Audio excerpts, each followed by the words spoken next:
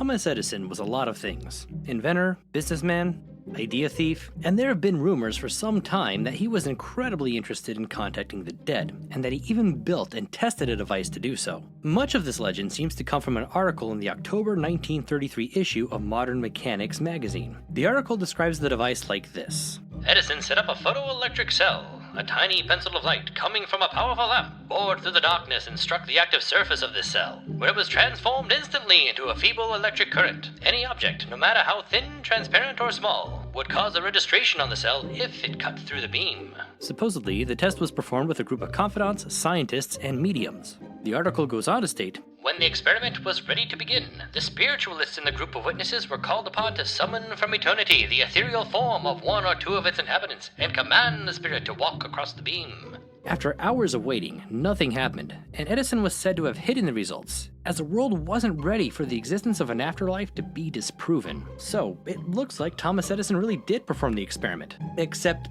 probably not. See, this article was written 13 years after the experiment was allegedly conducted. There's no source, and I don't mean there was an anonymous source. I mean there's none at all. It doesn't even claim to be from an interview, it just tells the story. It's unlikely that Edison would have invited spiritualists to the experiment to summon a ghost, as he thought they were all either frauds or deluded. He called the then current methods used to contact the dead unscientific nonsense. Finally, Edison died in 1931, so he wasn't even around to verify any of the story. But like lots of good stories, this does have a grain of truth to it. Stay tuned for part 2. There are more frightful facts to come.